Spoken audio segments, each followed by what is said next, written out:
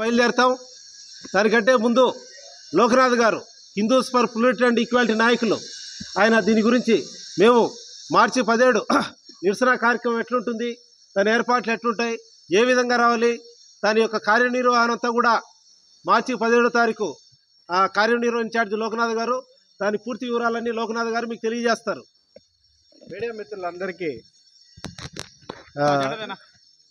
జై భారత్ తెలియజేస్తున్నా. మిత్రులారా, ఇప్పుడు మనం చూసాం ప్రత్యక్షంగా ఒక గుడి అంటే గుడికి అనుబంధంగా అన్నసత్రం ఉంది, దాని తర్వాత స్నానపు గదులు ఉంటాయి, దాని తర్వాత తలనీలాలు సమర్పించుకునేటువంటి ఉంటుంది. అలాగే ఇక్కడ కాశీనాయన ఆయన భగవత్ స్వరూపులు, ఆయన్ని అర్చించుకునేటువంటి కొంతమంది ప్రజలు ఇక్కడ స్వచ్ఛందంగా తమ జీవితాలని భక్తి మార్గంలో పెట్టుకొని ఇక్కడే వాళ్ళు రేకులు షెడ్ వేసుకొని వాళ్ళ జీవనం గడుపుతూ ఉన్నారు. మరి ఆ రకమైనటువంటి పూర్తిగా సమర్పించుకొని ఇక్కడ ఈ గుళ్ళో అర్చించేటువంటి సామాన్య భక్తులు నిర్మించుకున్నటువంటి రేకుల షెడ్డును కూడా ఎంత దుర్మార్గంగా కూల్చివేశారో మనం చూసాం. అవేమి శాశ్వత కట్టడాలు కూడా కావు. అయితే మిత్రులారా, ఈ జ్యోతి క్షేత్రానికి సంబంధించి ఈ కాశీనాయన పుణ్యక్షేత్రం అనేటువంటి ఈ జ్యోతి క్షేత్రానికి సంబంధించి జరిగినటువంటి దుర్మార్గానికి మనమంతా కూడా కలిసి కట్టుగా ప్రభుత్వాన్ని ఎదుర్కోవాలి. ప్రభుత్వం ఎంపీ ల్యాండ్ నిధులకు సంబంధించి అప్పుడు గతంలో శాంక్షన్ చేసి నిర్మించినటువంటి భవనాలు ఇవి. ఇక్కడేమి అసాంఘిక శక్తులు సంఘ వ్యతిరేకమైనటువంటి కార్యకలాపాలు ఏమి జరగట్లేదు.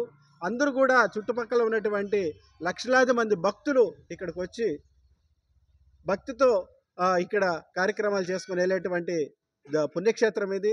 ఇక్కడ ఏ రకమైనటువంటి ఇబ్బంది ఎవరికి కూడా కలిగేటువంటి నిర్మాణాలు ఏమీ లేవు. ఇక్కడ అంతా భక్తిపూర్వకంగా జరిగేటువంటి ఈ ప్రాంతంలో ప్రభుత్వం గత కొన్ని నెలలుగా దఫాల వారీగా ఇక్కడ ఉన్నటువంటి నిర్మాణాలన్నింటినీ తీసివేయాలనుకోవడం అనేటువంటిది ఇది దుర్మార్గమైనటువంటి చర్య. ఇది ఎవరు కూడా కాశీనాయన భక్తులు హర్షించరు. చాలా తీవ్రమైనటువంటి మనోవేదనలో ఉన్నారు భక్తులందరూ కూడా. కాబట్టి ప్రభుత్వం పునరాలోచించుకొని ఏవైతే ఇక్కడ తలపెట్టదలుచుకున్నారో మీరు ఈ కార్యక్రమాల్ని విరమించుకొని ఇక్కడ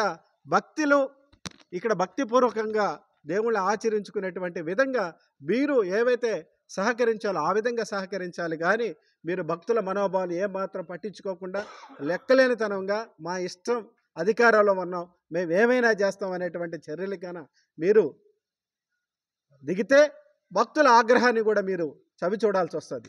అందువల్ల ఈ నెల శ్రీ శ్రీ శ్రీ విజయశంకర స్వామి గారు అన్నమయ్య పీఠాధిపతి గారు ఇచ్చినటువంటి పిలుపు మేరకు ఈ నెల 17వ తేదీ కడప కలెక్టరేట్ దగ్గర మనము అహింసాయుతమైనటువంటి పద్ధతిలో భక్తుల శాంతియుతమైనటువంటి ఆగ్రహాన్ని మీరు చూస్తారు.